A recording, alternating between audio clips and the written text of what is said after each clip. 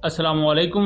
Welcome to इमराद। दोस्तों, दो अहम चीज़ों पर बात करने जा रहे हैं। पहला बात करेंगे पाकिस्तान आर्मी के लकी मरवत में होने वाले ऑपरेशन की, और इससे पहले एक ऐसा पाकिस्तान पर अटैक होता है जिसमें हमें पता लगता है कि अगर एक तरफ मुनज़्ज़म फौज और दूसरी तरफ गोरिल्ला वॉरियर्स हों तो किस सिचुएशन में किसको ज़्यादा बेनिफिट होता है। उसका एनालिसिस करने के साथ साथ हम ये भी बात करेंगे कि रिसेंटली अमेरिका और बरतानिया ने कुछ नई एयर स्ट्राइक्स की हैं हाउथीज़ पर, और हाउथीज के उन ठिकानों पर इस दफा बमबारी की गई है जिन पर इससे पहले बमबारी नहीं की गई थी। तो वो ठिकाने कौन से थे? लेकिन वीडियो में आगे बढ़ने से पहले अगर आप पहली दफा चैनल पर आए तो चैनल को सब्सक्राइब कीजिएगा, एंड वीडियो बेहतर लगे तो इसे जरूर शेयर कीजिएगा।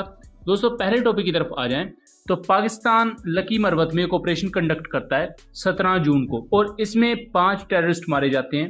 और यहाँ पाकिस्तान की स्पेशल फोर्सेज यानी कि एसएसजी और उसके साथ साथ पाकिस्तान यूज करता है अपने ड्रोन्स को।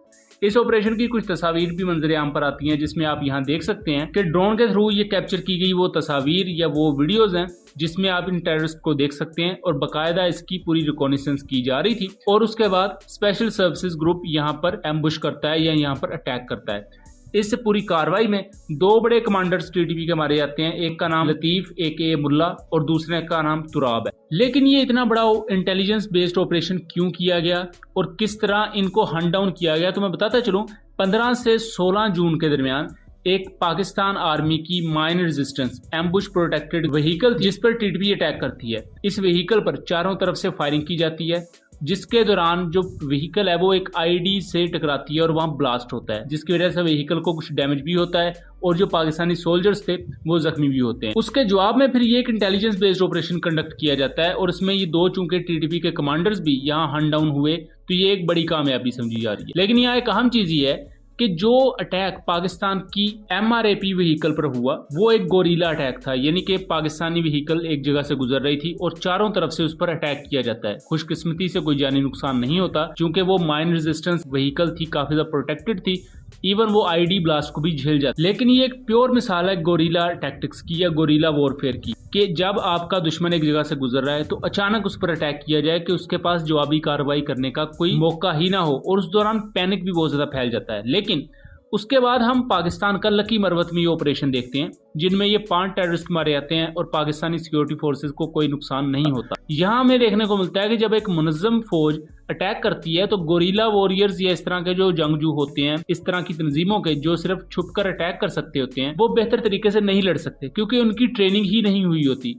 ये एक बहुत ही ज्यादा बेसिक सा डिफरेंस है जो हमें समझने की जरूरत है कि मुख्तलिफ तंजीमें इस तरह की टीटीपी जैसी वो किस तरह ऑपरेट करती हैं, और जो एक बाकायदा ट्रेंड आर्मी होती है वो किस तरह ऑपरेट करती है। अब अगर सडन अटैक की बात की जाए कि अगर आपने अपने दुश्मन पर एक अचानक अटैक करना है कई जगह घात लगाकर, तो उसमें ये जो गोरिल्ला वॉरफेयर टैक्टिक्स होती हैं बहुत आम होती हैं, जैसा कि टीटीपी लड़ती है उसमें हमेशा इनको फायदा होता है। इसी वजह से अक्सर जो इस तरह के घात लगा के ये अटैक करती हैं उसमें पाकिस्तानी सिक्योरिटी फोर्सेस का काफी ज्यादा नुकसान होता है। लेकिन जब इन्हें हेड टू हेड जाके लड़ना पड़ता है, बाकायदा ऑपरेशन होता है, तो उसमें ज्यादा नुकसान टीटीपी का होता है क्योंकि ये इस तरह ट्रेन नहीं होते बाकायदा मुनज़्ज़म होकर लड़ने में जैसे एक आर्मी लड़ती। और लकी मरवत में ये भी देखा गया कि इनके इन गोरिल्ला टैक्टिक्स को ओवरकम करने के लिए पाकिस्तानी स्पेशल फोर्सेज ने ड्रोन्स का यूज किया, या यूं कहूं क्वाडकॉप्टर्स का यूज किया, जिसके तहत पूरा का पूरा इनको सर्वेल किया जा रहा था और उसके साथ साथ इनको पूरे का पूरा देखा जा रहा था नीचे से कि इनकी क्या मूवमेंट है, और उसी हवाले से एक बेहतर हिकमत अमली बनाते हुए किसी भी टेररिस्ट को वहां से फरार होने का मौका नहीं मिला और एक कामयाब ऑपरेशन हमारे सामने देखने में आता है। दूसरे टॉपिक की तरफ आ जाए तो 18 जून को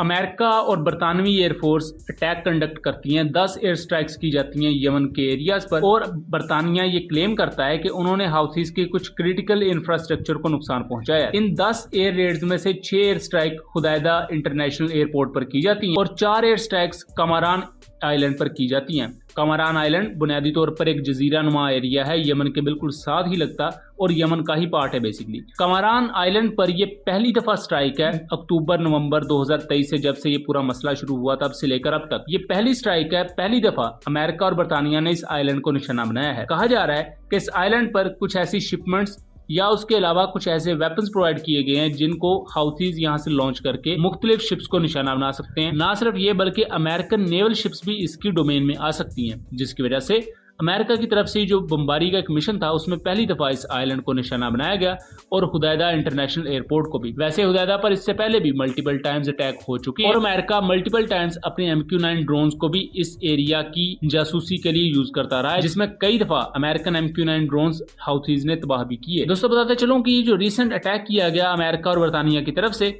इससे पहले हाउथीज ने 3 शिप्स पर अटैक किया था, MV लॉक्स, MV ट्यूटर और एक और शिप थी। इनमें से जो ट्यूटर शिप है वो ऑलमोस्ट सिंक हो चुकी है, थोरोली तबाह हो चुकी है, जबकि बाकी जो 2 शिप्स हैं ये डैमेज हुई हैं। और ये जो MV ट्यूटर है इसके बारे में कहा जा रहा है कि ये इंडियन कार्गो लेकर इंडिया की तरफ जा रही थी और इससे पहले 6 जून को भी एक अटैक हुआ था जिसमें एक इंडिया से मिस्र जाने वाली शिप को निशाना बनाया गया था और ये दोनों यूनानी शिप्स थी, यूनानी कंपनी। इस पर हमने डिटेल वीडियोस अपने सेकंड चैनल कॉन्फ्लिक्ट कार्ड रात पर बनाई हुई हैं, मैं कोशिश करूंगा उनका लिंक डिस्क्रिप्शन में दे दूं। और ये जो रिसेंट अटैक किया गया है MV ट्यूटर पर, इस पर भी बहुत जल्द वीडियो हमारे सेकंड चैनल पर आ जाएगी, so stay tuned for that. और इन एयर स्ट्राइक्स को अमेरिका और बरतानिया के अलावा जो यमन का अल मसीरा टीवी है वो भी कंफर्म कर चुका है। इसके बाद कितना इंफ्रास्ट्रक्चर का नुकसान हुआ है, जानी नुकसान कितना हुआ है, इस बारे में दोनों साइड्स कुछ भी लबकुशाई करने के मूड में नहीं नजर आती। बहरहाल ये 10 जगह पर एयर स्ट्राइक्स की गई हैं जिनमें यमन के जारी वाले इंफ्रास्ट्रक्चर का नुकसान होगा, लेकिन इससे पहले भी मल्टीपल टाइम्स स्ट्राइक की जा चुकी हैं।